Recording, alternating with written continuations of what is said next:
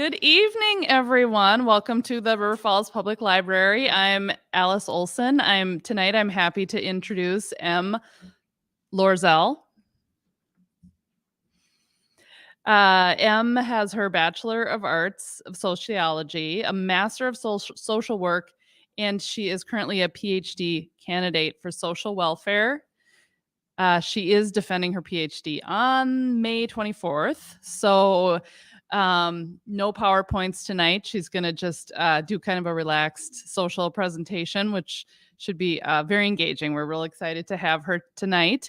M's research primarily focuses on missing and murdered Indigenous women, domestic and sexual violence in Native communities, with an additional special interest in decolonizing research methods to put on my glasses here, sorry, to take a more community-based approach, as well as the relationship between the critically endangered Ojibwe horse and their Ojibwe relatives. M is White Earth Ojibwe and feels strong about the wellness and future of her community and other Indigenous ones, drawing from her practice background of working with the Chicago urban Indian community. She is also the founder of the Humble Horse, a 501c3 dedicated to the education and preservation of the Ojibwe horse and the relationship to the Anishinaabe people. She strives to bring more Indigenous perspectives into research, the classroom, and the thriving of future Indigenous social workers and researchers. At a later date, hopefully still this summer, we are going to have another event featuring her Humble Horse Farm. And so you might want to pay attention and wait for that. M, can we have you come on up to the mic? Thank you for coming tonight, ladies and gentlemen. First, I just want to say I'm really excited to see the turnout. It gives me a lot of wonderful hope, and it gives me motivation, right, to see that people in our community care about this issue. Buju and Dinoe Maganadug, Na Damage, Kwe Indigenous, Wabanesi and Dodem, Weirth and Onjaba, Chicago Da, Spring Valley Da, Ojibwe Anishinaabe and Daumade Wanakwe and Daumet. So what you just heard right there, and for those of you who've maybe heard me talk or heard me rattle that off, that's a traditional Ojibwe protocol greeting, right? And that's a really beautiful thing to hear, because as we know about River Falls, right, and even the river, I'm not really like, can I walk around with this? Is that okay? Cool. Okay. Okay. No. This is cool. I am usually much more of a relaxed person. The podium thing is, it feels almost kind of like a barrier between me and the audience, but I'll deal with it. Hi, virtual people. Great. Thank you for broadcasting in. But what you just heard right there was a traditional Ojibwe protocol greeting. And that's actually really, really important to say when you're talking about an important issue like this. What it tells you about me and when we'd say it to other Anishinaabe or Ojibwe people, and I'm going to be using Ojibwe and Anishinaabe interchangeably. You might have even heard of the word Chippewa, right? That's actually a French corruption of Ojibwe. So I'm using those interchangeably today. I'll also probably use Native and Indigenous interchangeably too. So kind of when I'm talking about these things, keep in mind that I'm not trying to be too picky with my language. I'm just kind of interchanging them. But that protocol greeting is super important because it tells you a lot about somebody. It tells you their name, their traditional name, which can give you some real big insight into who they are as a person, right? My dad gave me my name. He's a very literal namer. Na Damage Kwe literally translates to a woman who helps people. Might as well name me social worker. And then it goes on to tell you where I'm from. My family is White Earth Ojibwe. On my dad's side, my mom's side is Chicago Polish. And I love both of those sides and feel very honored that I can know both of those sides. And I currently live in Spring Valley, Wisconsin. right? And my clan is Wabanesi, which is Dawn Bird Clan. And the cool thing about Bird Clan is that we're the messengers, right? We like to get word out there about things. So, kind of in the spirit of this, right, we're going to be talking about violence in Native communities. And kind of on a trauma informed notice, right? Some of these things I'm going to talk about today are kind of hard to hear, right? Maybe you kind of already know that or embracing yourself because of just the headline of our talk today together. But if you need a second, you know, if your emotions are triggered, you know, find a buddy, right? Find somebody that you feel comfy with, and give yourself a moment to just walk out the room if you need a second. Don't feel bad about that, because you know, take care of yourself. There's one of you, and you are so special, right? Another thing is, I don't want anybody walking away from this feeling guilty, right? We're going to talk about some pretty hard things today. And it's not to make anybody feel guilty or bad about who they are, their ancestors, things like that. But it's about making sure that we feel hopeful to the future and that we don't repeat our past mistakes, right? So I want you to keep those things in mind. And I want you to kind of embrace this talk with an open mind, right? I could stand up here and talk about PowerPoint with a PowerPoint. Right now I'm like kind of about to vomit if I look at another one.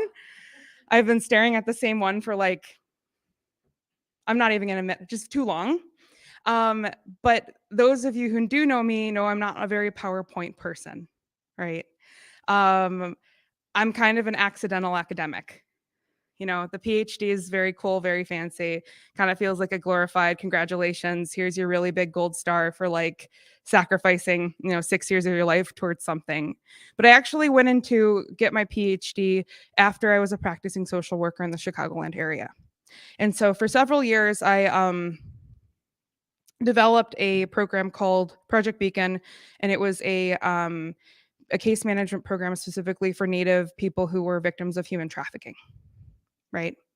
And that's hard to hear. And some people were like, human trafficking in the Midwest, what?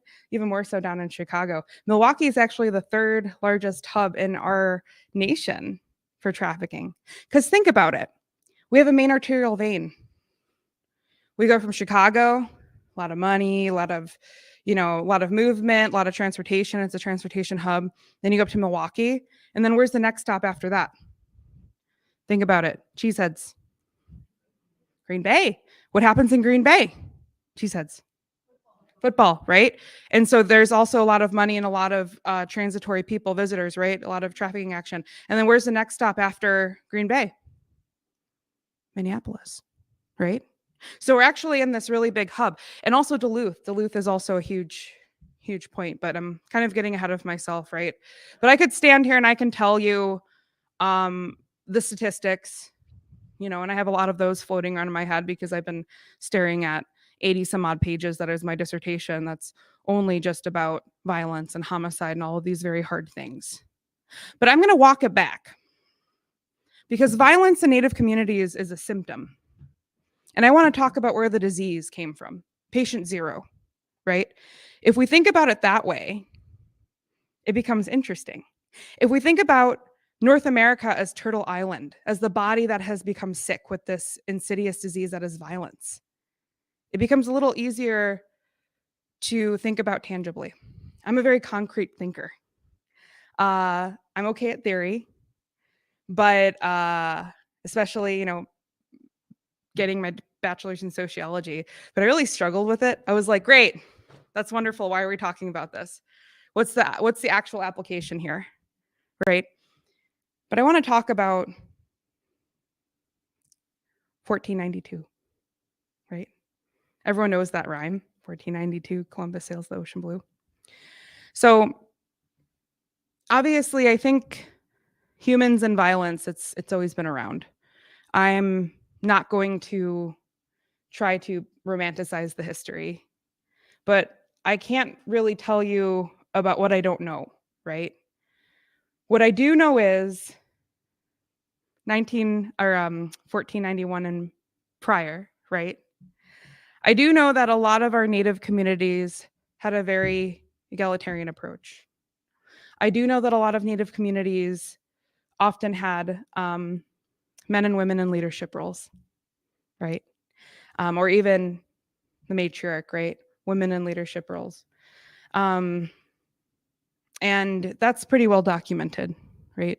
There's even some fun documentations about how early settlers that came here, they would actually try to defect to native tribes, the women, because they were like, holy crap, what? I have rights over there. Sign me up, right? Feel like, what? They can wear pants, they can vote. No, that's very, very 1920s. I'm getting ahead of myself. Native people weren't even citizens in 1920s, technically. Fun fact, we weren't considered citizens up until about 1934. And hopefully, if I'm wrong, somebody can correct me, because obviously I don't have paper right here, right? But it's an important timeline to talk about this.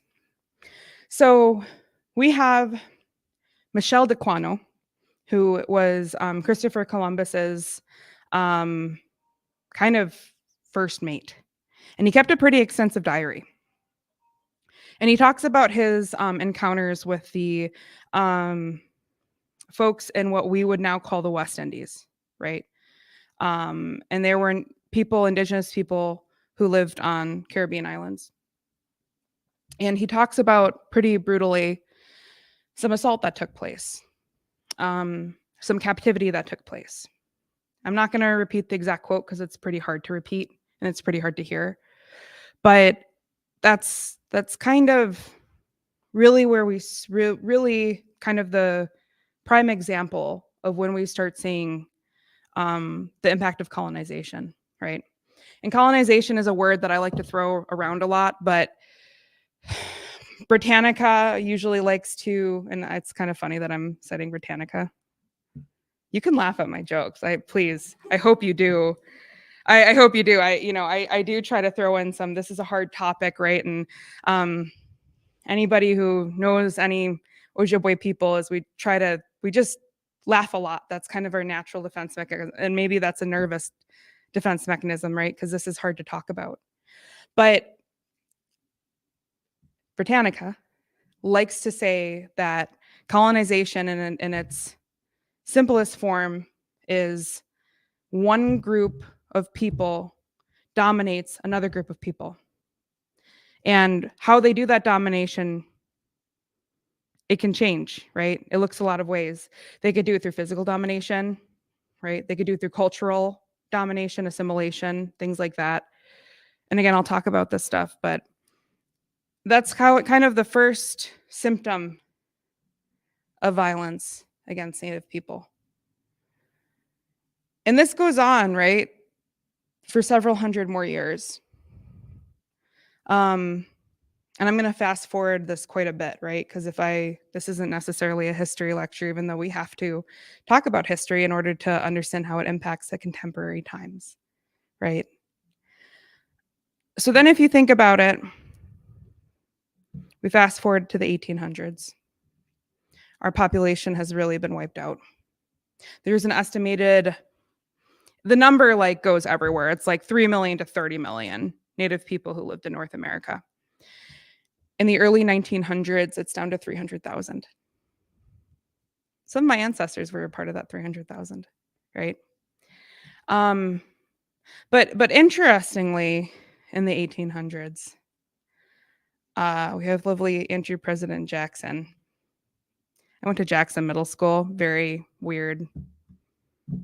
This is proof that the universe has like a twisted sense of humor.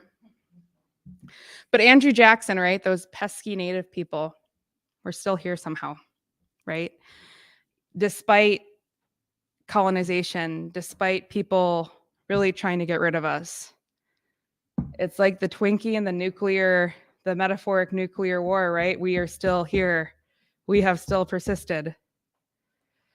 So he wants to really, all right? They actually called it the Indian problem.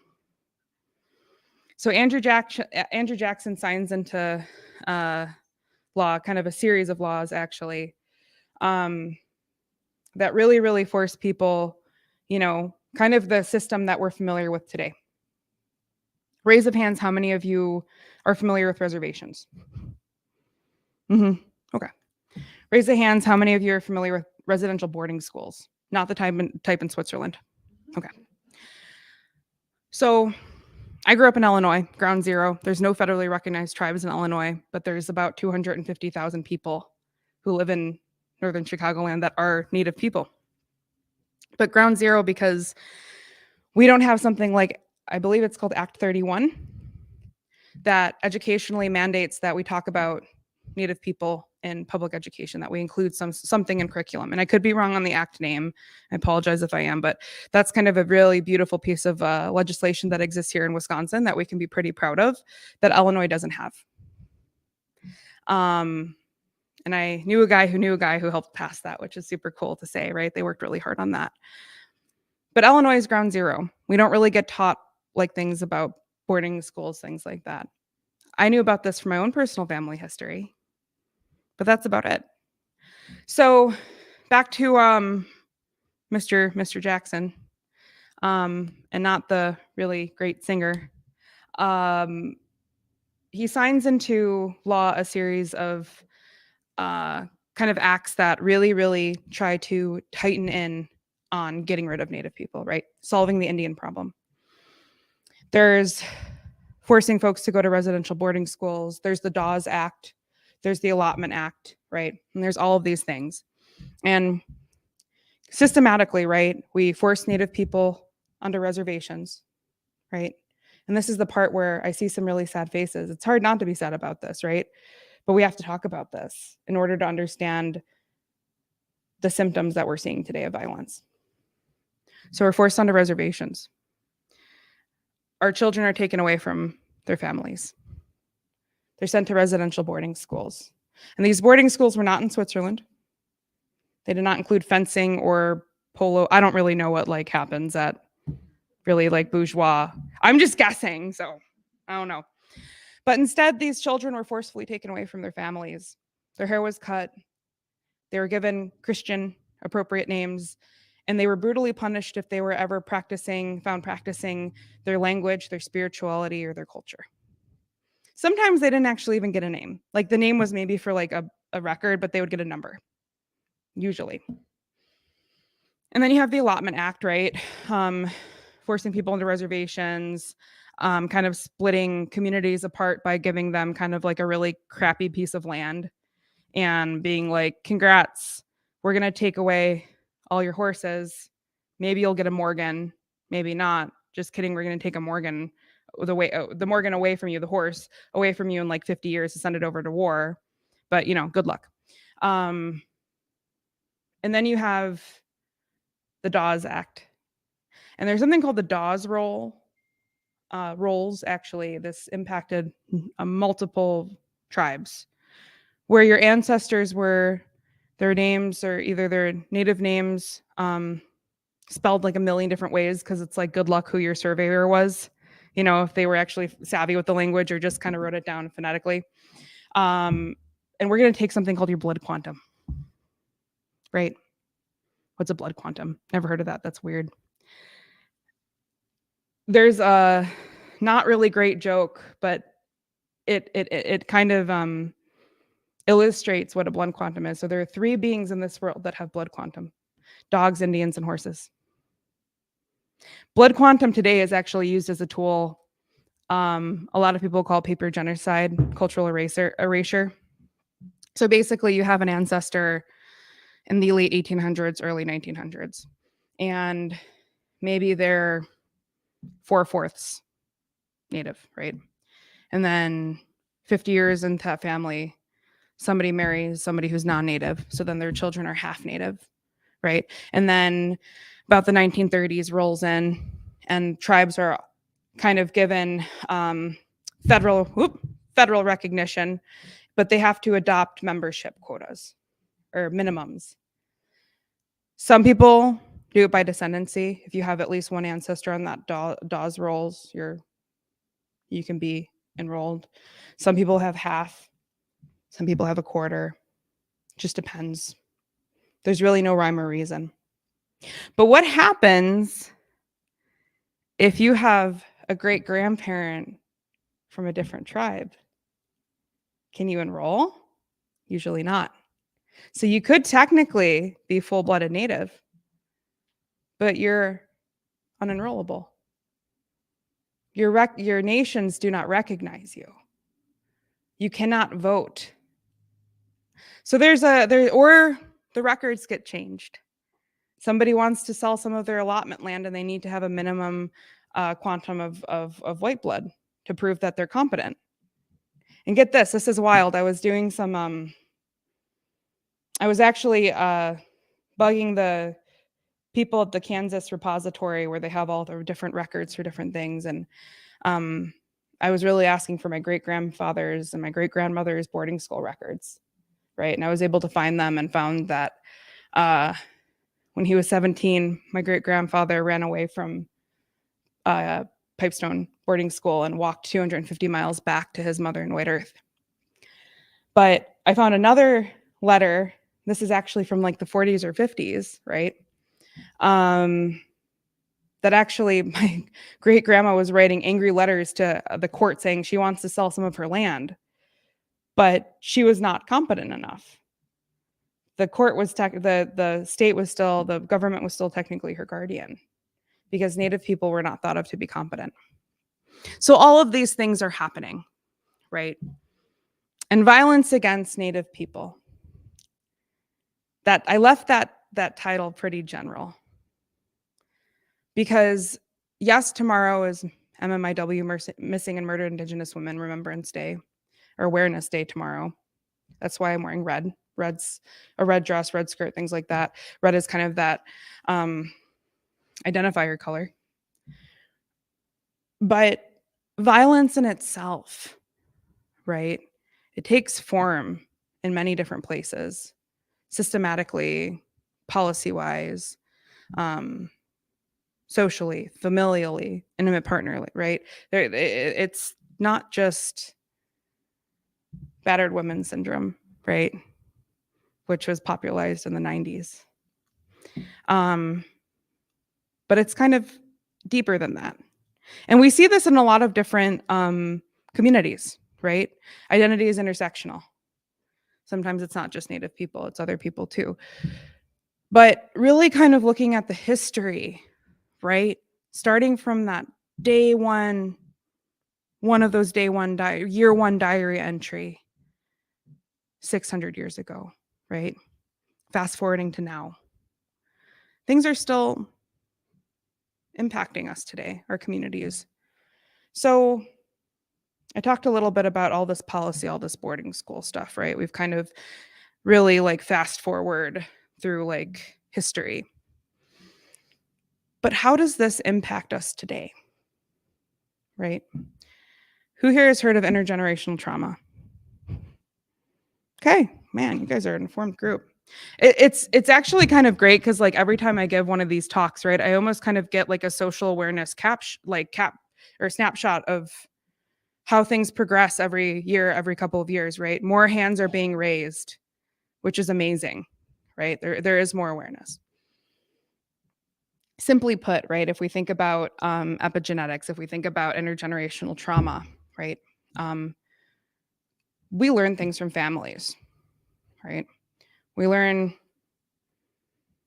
I don't know, weird family traditions or weird family superstitions, right? Like if you drop salt, you have to throw it over your left shoulder.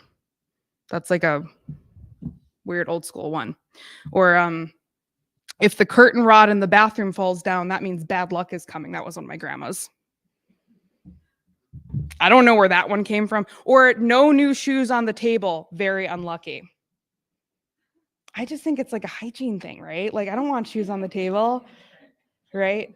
But it was funny, there's one time where it was like you have your box of shoes and you put on the table and it was like I just heard this big thud and it was like no new shoes on the table. And the next day they were poorly made shoes. They were like slip-ons or something, and a piece of thread snapped on them. And see, it's just like we learn weird things, right? Where we learn weird, like again, weird Chicago accent, I say Roosevelt, not Roosevelt, right? Like, so we're handed down from things from our families, and that can be a really good thing, but that can also be a really bad thing, right? And a lot of us sometimes have to unlearn that trauma. Some of us don't, right? And we give it to the next person, and they have more weight to carry. And the other person maybe doesn't work through that, and they give it to the next person, and they have more weight to carry, right? And even on a cellular level, right? There's been some really interesting studies shown that great or grandchildren of like famine survivors, their physical health is even impacted, right? So we can imagine when you're living through many centuries of, well, we're gonna try to get rid of you, but we can't get rid of you. So we're gonna try to get rid of you through policy, but we can't get rid of you through policy. But we're really gonna take away a lot of that culture, right? What happens? The symptoms of violence, they continue. So when we think about symptoms, when we think about a disease, is there the cure? Right? Everyone wants a cure. Because right now, at best, we're at disease management. And I think it's kind of funny, right, that I'm really like talking in this kind of like medicalized sense. But most of us have been to a doctor. Most of us have gotten sick, right? Most of us, or at least we've known somebody who's gotten sick. And if you haven't gotten sick, please share your secret with me. I would really love that. I will buy as many oranges as you tell me to. But, there's this idea of the cure, right? And at best, maybe we're at disease, pain, whatever, management, right? Because there are wonderful people out there who are doing amazing work, right? Grassroots work that have been doing this much longer than I have. And the reality is, even today, here's some stats. 4 out of 5 Native people will experience stalking, sexual assault, physical abuse, other forms of violence, domestic violence in their lifetime. 4 out of 5 people. So, 1, 2, 3, 4, 5, right? If we kind of look around the room, only one person is spared from that. And we think about how intergenerational trauma impacts us, our families. Well, the disease is highly heritable, right? So right, I talk about all this sad stuff, right? And maybe it's kind of hard to listen to, but what is the cure? So what we do know is the Violence Against Women Act or authorization, right? I believe it was first passed in 1999 or 1998. That gives credence to orders of protection, right? That kind of unilateralizes orders of protection, which is basically a fancy way of saying the court says, okay, obviously you're in danger, right, from a partner. And I'm not exclusively talking violence against women. I mean, that's kind of the name, right? That's funny, right? And that's kind of what we think about initially. But orders of protection nowadays, right, they can kind of protect anybody. And that kind of, it takes kind of over a decade, and the different iterations, there's usually every several years, there's kind of like an update to it, right? It's kind of almost like a software update. Oh, we noticed that there's a patch here. We need to fix that. What if I told you that I believe it was maybe 2019 or 2020, maybe even a little further than that, that there was a strange gray area jurisdictionally where most tribes could not prosecute non-Indian parties who perpetuated violence on reservations. Would you believe me? Well, I'd be telling the truth, right? They also couldn't be prosecuted for perpetuating human trafficking, abuse of children, or trafficking of minors. There are stories of survivors of different Native people who've survived this, right? A lot of different forms of violence that non-Native men would specifically go onto reservations just because they knew they could get away with it. And here's the caveat, right? Because technically that patch, that glitch got fixed.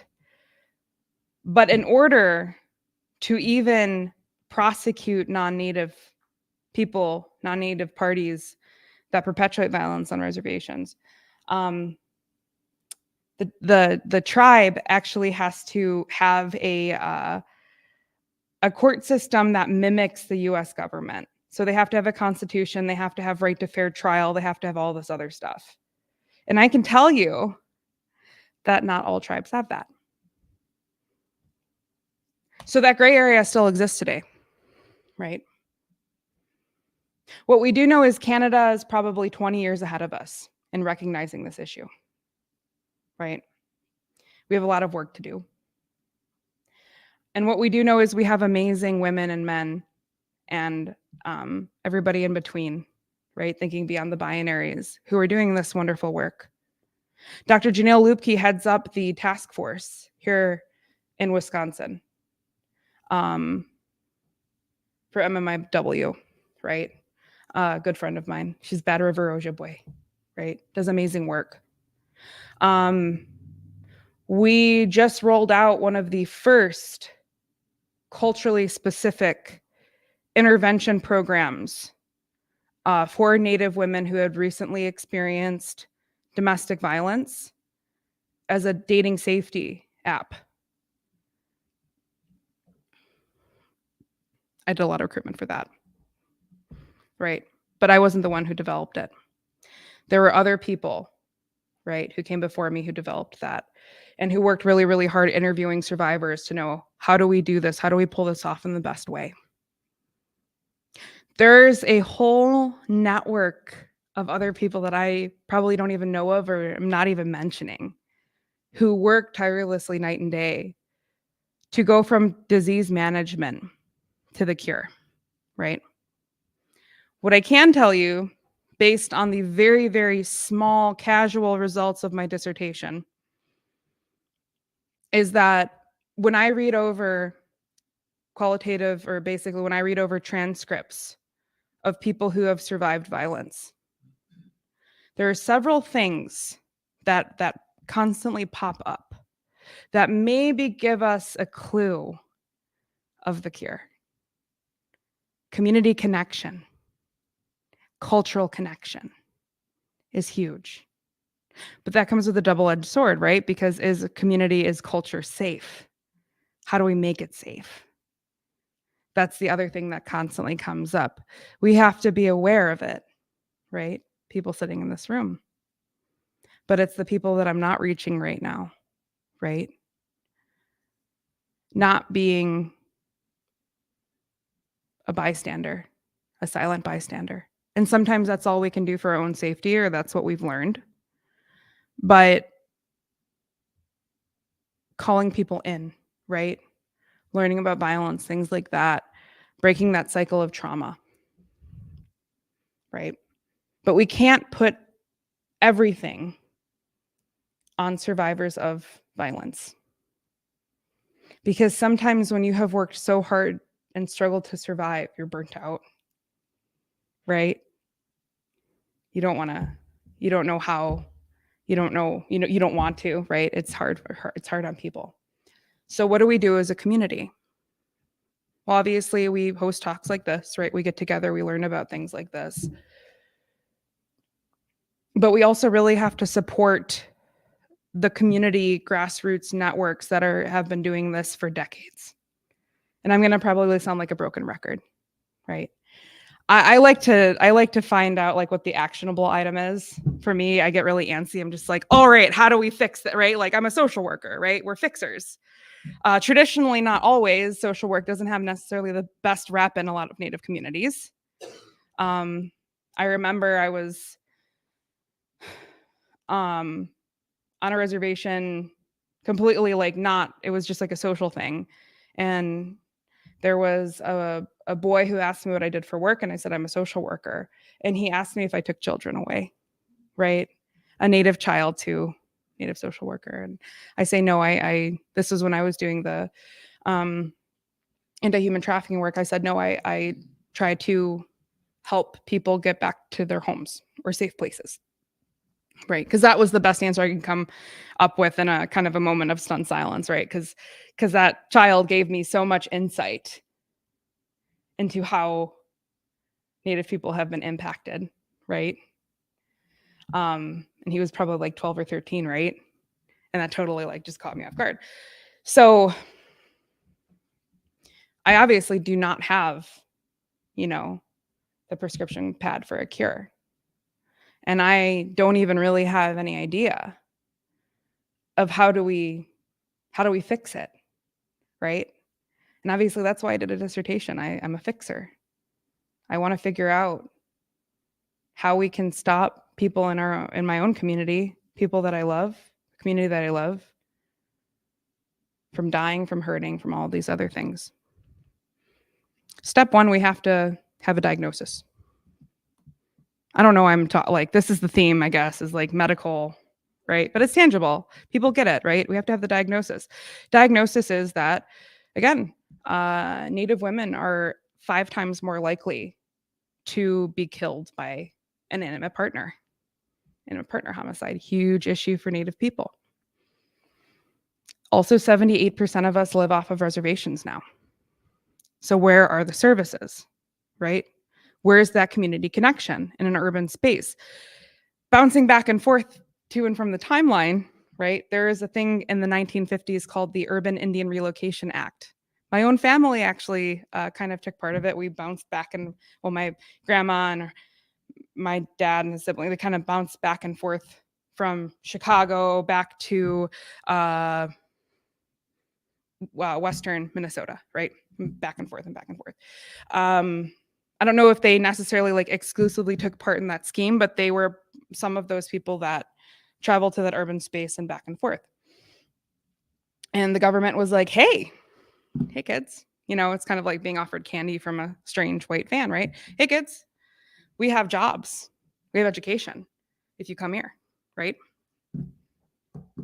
We all know that doesn't end well.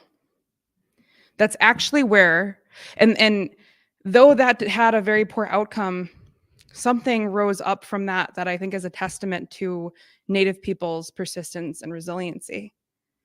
A lot of our American Indian centers, Minneapolis Indian Center, Chicago Indian Center, all these other things, they actually, if you look at a lot of them, they actually came about in usually the 50s or 60s because there was this big influx of Native people saying, oh my gosh, we are not getting our needs met. The government lied to us. Surprise. It's like the pull my finger when you're a kid and you keep doing it and it's like, don't, but you do.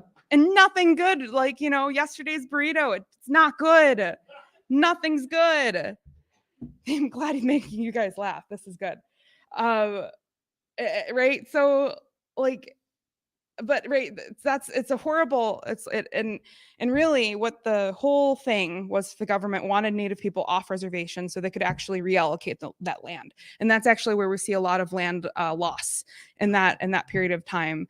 And they would sell it off to kind of the highest bidder, or kettle land, or things like that, right? And I'm sure I'm missing and leaving out like these big gaps in history, but again, I'm one person, and how can I kind of do a big summation of basically everything that's led us up here until 2023. So again, right, like that community of disconnection. And can somebody maybe like yell out, like, what's the theme of boarding school, of the urban relocate? Like, what is happening there, right? Well, genocide, yes. Disconnect from culture, which is cultural genocide, right? Because what happens if we disconnect from culture? Disassociation. And most importantly, from a spiritual aspect, even more powerful than loss of self, even more powerful than that. We lose our ancestors. And again, when I talk from my perspective, right, I'm mixed race, urbanish, Ojibwe, Polish Ojibwe. My mom crashed my dad's house party in the 70s, and not going to tell you the rest because we're at a library across the street from a church, and use your imaginations. So if you do not have an Anishinaabe name, your ancestors cannot find you in the spirit world. What happens when you take away a child's name in boarding school? What happens when you take away that community, that language, that knowledge that they're supposed to name their children and their grandchildren? It's a free fall. It's the ultimate spiritual disconnect, right? And not everybody is spiritual like that, right? Not everybody has that belief. So I don't want to impose that on somebody, but that is a really powerful metaphor, an example of what happens, right? And when we lose that connection to our ancestors, right? There's a shirt that goes around, you are your ancestors' wildest dreams, because there's this idea that somebody prayed or put down tobacco or hoped for you 7 generations ago in your ancestry. They hoped that you were here, and you are here, right? You are your ancestors' wildest dreams. But when that is taken away, when you go from Jushko Benesi to Alfred Shade, my great-grandfather, you lose that. And then your child doesn't get a traditional name. And then her child doesn't get a traditional name. But then something happens. That great-grandchild gets a traditional name. That great-grandchild starts that work to undo her own family's intergenerational trauma and her community's intergenerational trauma. And that seed is replanted, that you are your ancestors' wildest dreams. You are here today to do that really good work, to do that powerful work, right? I don't have the cure. I don't know if the cure will be found in my lifetime. I'm really hope it does, right? That'd be great, right? Even be better if there is some sort of tea that we could drink that would eliminate violence, right? And I wish I had the answer. I don't. A lot of my work now is focusing on ponies, right? It's like, how do you go from violence to ponies? You're a poor, broke grad student. How do you have ponies, right? I'm lucky enough to caretake for 7 Ojibwe horses, right? And you're thinking, how do horses fit into violence? I don't get it, right? One eats hay, the other eats people. At least somebody laughed.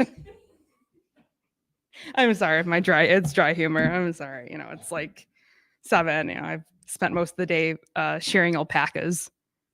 We have a couple. It was shearing day. You're always supposed to shear them before the summer so they don't overheat.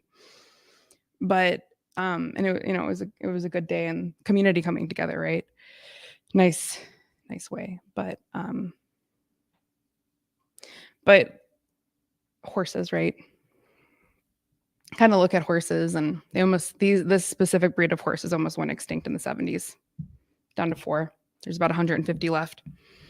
They're facing they're kind of on the precipice of genetic destruction right now. So we actually in our herd have the most, if the numbers don't lie, we have the most inbred Ojibwe pony in our herd, which is really not good for health, right? If we think of health, if we think of longevity. But if you look at the horses, they've survived. And a lot of the elements in their story is very similar to our own. And a lot of people, I had a a gentleman come with his family. I think he was Turtle Mountain. He was a bunch of different tribes, and with tears in his eyes, he looked at these horses and he said, "I never thought I would meet one today." Right? Kind of maybe the similar experience. I never thought I would heal today, but we can, right? But we have to be a community that is not tolerant of violence. We have to be a community that really watches out for each other, right? We have to be a community that breaks that intergenerational trauma and does that hard work. Because I guarantee you, even if that work is really hard on some days and you start that healing and you start those conversations, right? Even if maybe people around you don't want to have those conversations, but you start having those conversations within yourself, guess what happens? You plant the seed for your ancestors' wildest dreams. I don't know what time it is. I feel like I've been, we're good? Okay. So this is a really casual conversation. And so I kind of do better with Q&A instead of just like blabbing at you for like 2 hours or something. So please, questions are welcomed. I would really love to engage with you guys.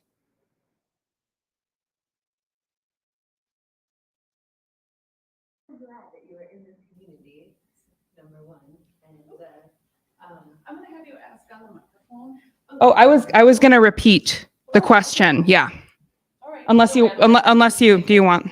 Okay. Yeah. I listen, repeat, some. Okay, cool. I know not everybody likes microphones. Many things. And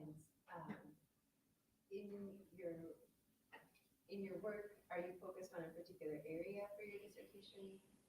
And so what's your parameter? Yeah, so somebody just asked me what my focus of my dissertation is, right? And so I'm a kind of a first gen college student. And so like all I knew was like a dissertation was like this weird thing in the clouds that people seemed really upset about all the time when they were doing it. Kind of like, prepping for like your wisdom teeth pulled, you're like, you're just like kind of dreading it. So basically a dissertation is supposed to be kind of accumulation of your work in a graduate program. I had my master's in social work. I was practicing with that before I had gotten accepted into a PhD program. So right now I'm getting my PhD through University of Washington, Seattle. When I say UW, not that UW, West Coast UW. Thankfully, they have a really wonderful Indigenous social work program. That's kind of why I picked it. It was really far away, and that's why I came back. So my dissertation is basically there's a couple different options at our school, and it varies from school of how you can do a dissertation. Some people do it by book chapter.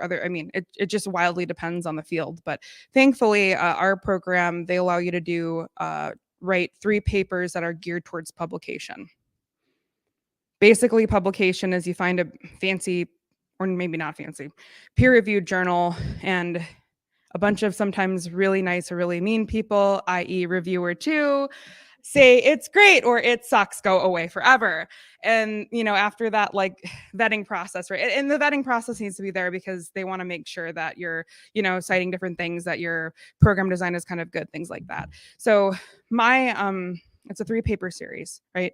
It's titled "The Destroyer Never Sleeps," right? A 3-paper discussion on intimate partner violence and homicide with Native women. My first paper, I look at the characteristics of medical examiner reports of Native women, or actually no, Native people in general, that have been either killed directly by an intimate partner or they were in the crossfire. And their cause of death was related to intimate partner violence. So I look at the different, and I actually focused in Arizona because I'm involved in another research project called the PAIR study. It's the partner. I'm like, I've just been calling it the PAIR study. Basically what we're looking at several different states, and we're comparing, we're kind of looking at just intimate partner homicide and violence, and it's like a 2-hour interview. It's pretty heavy duty stuff, right? But in order to kind of inform that really long interview guideline when we're asking actual participants, we have to look at cause of death. We have to look at age, who they were killed by, how they were killed, right? So it really, unfortunately, gets into the nitty gritty of that. The second paper looks at, again, it's quantitative. And remember, I'm probably like jogging some memories maybe, but qualitative is it's all spoken word. Quantitative is it's all numbers, right? So my first two papers are quantitative. The second one, I'm actually looking at different variables from that wonderful app that I talked about, where I kind of helped out with stuff and helped with recruitment and a whole bunch of other stuff. But I look at things like resiliency markers. We ask about resiliency. We ask about, you know, when you survived this abusive relationship, how did you survive? Right? When, you know, if you were looking for services, what should have been there in order to provide better services for you? You know, I look at things like adverse childhood experiences. I look at things like near lethal experiences that they've had, strangulation. I mean, I just really get into all of these different numbers, and there's about 41 women's stories in that data, right? An N of 40 something, but an N is just, you know, N equals, that's how we say sample size. But every one of those numbers, that's somebody's story that you have to honor. The third one, it was actually the hardest for me. I had to read 13 different transcripts, interviews of women, Native women. And again, this all kind of takes place in Arizona, which I'm Great Lakes, right? So why Arizona? It just kind of happened how things happened. But 13 of these women told their stories about how they almost died, how they survived, how they got out, all these other different things. So because I wasn't able to be there, because this is all secondary data, and I, you know, and I'm kind of looking at this, right? And it's not necessarily like that I can answer or ask these questions myself, right? Because I'm reading it as an afterthought, or just after the fact that it was done. I kind of did like a deductive analysis. So I was like, all right, I'm gonna kind of come up with some different themes: colonization, community disconnection, racism, all of this other stuff, right? That some other theorists or some other things that I've noticed in my own personal practice have popped up. But I'm just really curious, are these going to pop up in these 13? They did. There was talk about colonization, land dispossession, how a lot of reservations are very, very isolated from communities, kind of on purpose, right? And that's really, really hard to find services, right? And obviously this is kind of Southwest specific, but that could be expanded to other people's experiences too. Or maybe they were urban native, right? And they didn't really grow up with their culture and they felt really disconnected. And now as a healing tool, that came up so much.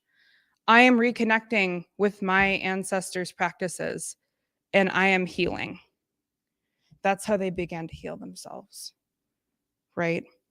So in these three papers, I look at a lot of really, really hard things, but I also made a point to look at resiliency, because we don't look at that quite enough, I think, in the violence sphere, right? It's easier to just look at all the bad things and kind of make a point, because that does make a point, right? But how do we heal from this, right? And we can really, really learn from the words of our survivors, as we should be doing, right? It should be survivor-led. To kind of think about how do we move on to the next step of actually creating something, a tangible action item to help heal our communities, right? So long answer, short question, but thank you for asking. Are there any other questions? Can you talk a little bit about the missing Native women, kind of some of those statistics? Yeah, so MMIW, missing and murdered Indigenous women. And I wish I could like hammer off stats like that. My brain is a little numb from like dissertation, right? It is kind of like a really, but what I can tell you is that if a Native woman goes missing, and if you have a Native woman and if you have a white woman of the same age, same demographic, the white woman is 13 times more likely to get covered by journalist or journalism, right? And that leads to more media attention, things like that. That statistic I can give you. That one I can remember. But MMIW, missing and murdered Indigenous women, this has been happening for such a long time. Hundreds and hundreds of years, right? And unfortunately, our communities know it. I can tell you that I feel like everybody knows somebody who had a relative go missing, or they've had a relative go missing. Not a lot of women are recovered because you go to either tribal law enforcement or you go to other law enforcement and they're not taken seriously. Oh, she's one of those girls, right? Maybe she had an addiction issue, right? Oh, she's probably in some trap house, right? They don't take it seriously. Some states are have introduced or trying to introduce a Native specific Amber Alert because we are so much at risk of going missing and not being reported and not being noticed. But unfortunately, right, like I say, we're about 20 years behind in Canada.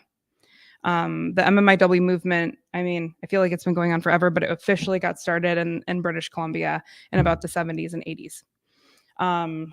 Because there's a, they call it the Highway of Tears, actually. There's a highway that kind of borders a lot of reservations, and Native women will try to, hitchhike or just to get into town to grab groceries or something, and a lot of them are picked up and go missing or bodies are found. Native women don't get found a lot. It's often too late. What we do know is that there is always an uptick in missing reports when things like oil pipelines are being installed, something called man camps. You have a lot of, and I mean, it's a whole thing. Like traffickers will know, oh, they're a bunch of bored, usually young men who have a lot of extra money. They're away from their families. They're an isolated community. They got nothing to do, money to burn. Let's bring in girls from local reservations or urban areas and to these parties, which there are not parties. It's probably what you can imagine, and they're never heard from or seen again. And how do we find bodies in the vast nothing of the Dakotas, right? It's all very strategic. I'm sure if you Google MMIW fact sheet, right, you can get the hard stats. What I do know is it impacts families a lot. There are women out there who last seen their mother when they were 12, and now they're going on almost 50 and they're still looking for her. So, and I've talked to people who that was the situation. I know people who that's what the situation was, right? They go out one night and they never get heard from again. I also know that Duluth, if you read the I believe it's called the Garden of Truth report. This was done maybe 15 years ago, maybe not even that, maybe 10 years ago, but it's still very relevant, very impactful. It was done by the Minnesota Indigenous Women's Resource Center, which is an amazing organization that does amazing work in partnership with some folks out in Duluth. And they actually saw that and interviewed human trafficking survivors and mid-partner survivors and found that Duluth is actually a huge international trafficking hub because of the harbor. So I wish I could rattle off stats because I know they're there. I was even thinking, I'm like, somebody's gonna ask me stats, right? And I'm like, I'll remember. No, my brain is like, just kidding. We're gonna make this really hard for you.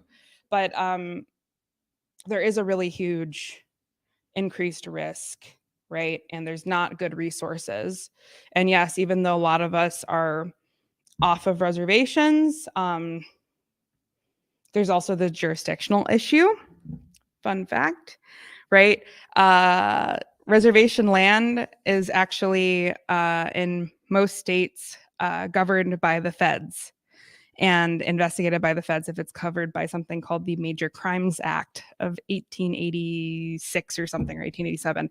And so a lot of tribes, if something happens, then the feds come in and you have to wait because where's the closest fed? Where's the closest Bureau of Indian Affairs agent to come out and investigate? I also can tell you that only about a third of rape cases that are reported on reservations actually even get investigated. So 66% of the time, right? Almost 70%, nothing happens.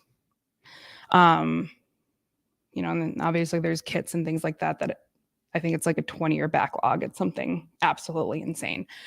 But some states you have to wait till the feds come in, and then other states that's called Public Law 280. There's several states, I believe one is Minnesota, where the state can come in and assist in an investigation. That's assuming that the local state authorities even,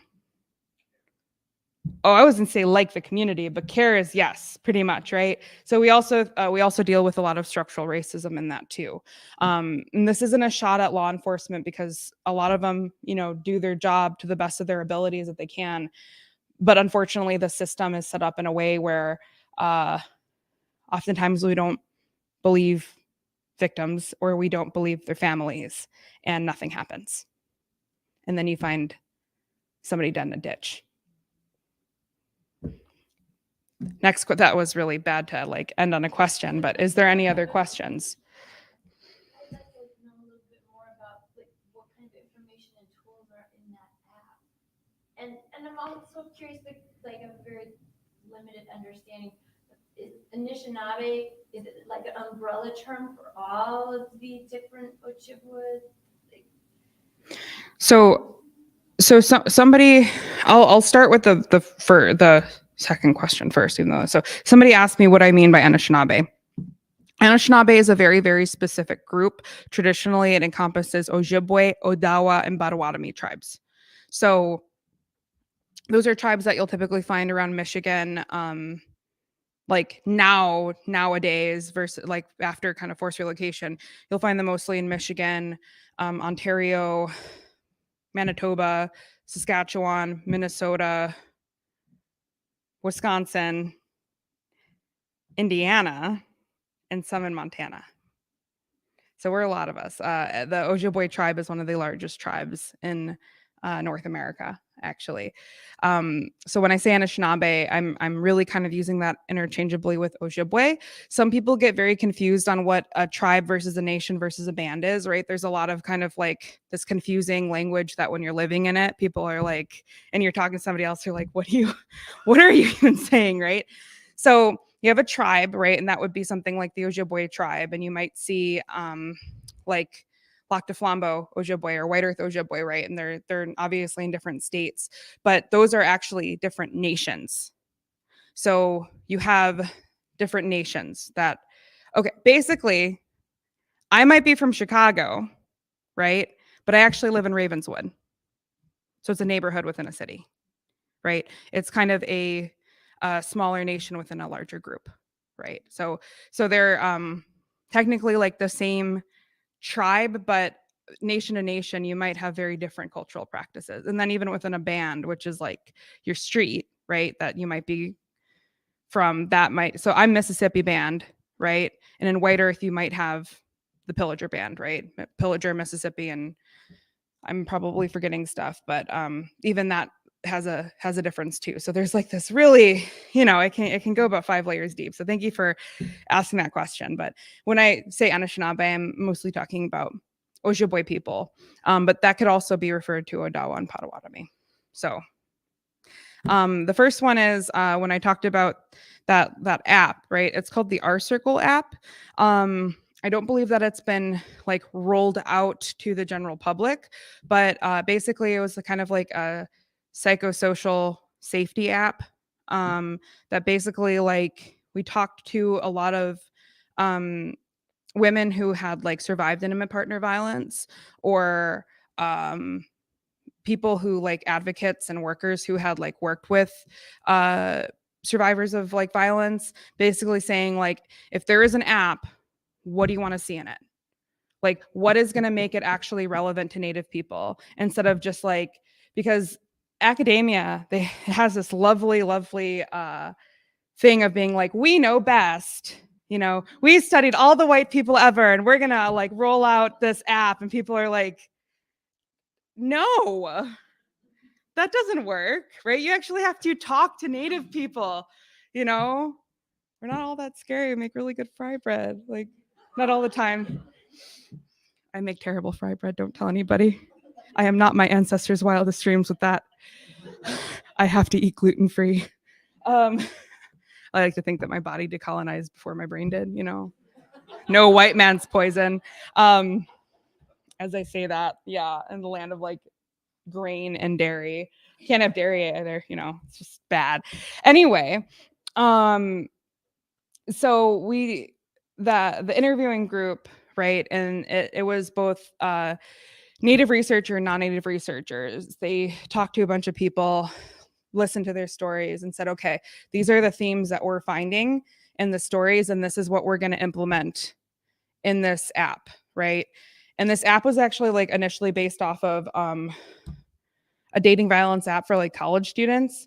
So like it would be actually great to see something like developed by Native, like ground roots up, right? But sometimes you have to work with what you have. And then there comes the other part of, okay, great, you want to make this like accessible app for like Native women who've, you know, experienced like domestic violence, you know, in the past couple years, and we want to make sure that they don't experience it again. There's like more than 560 federally recognized tribes in the United States.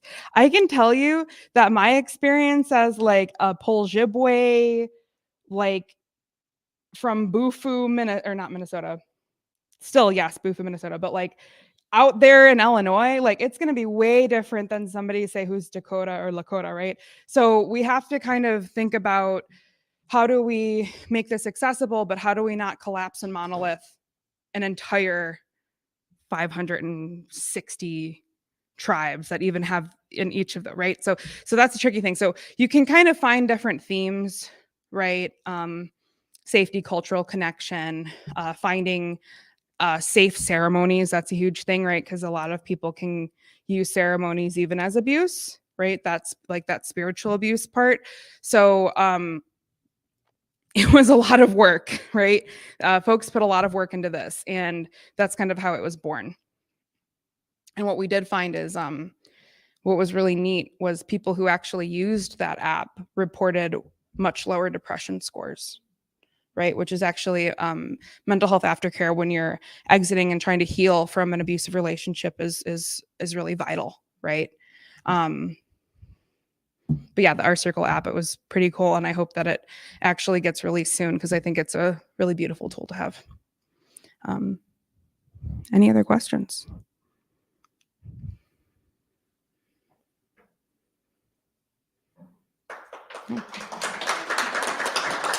But here's a shameless plug, right? If you feel inspired by my talk and you want to support actual work, please consider donating to the Minnesota Indigenous Women's Resource Center. I don't know if I can like do this.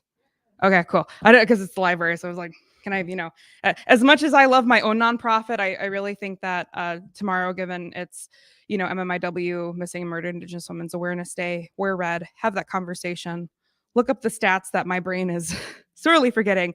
But if you do want to really support a Native grassroots organization doing really, really important work. And I know people over there and they're wonderful, but please, again, consider researching Minnesota Indigenous Women's Resource Center and supporting some of their programming. So Chimigwich, Bizendawi, thank you so much all for listening. It was wonderful interacting with you today.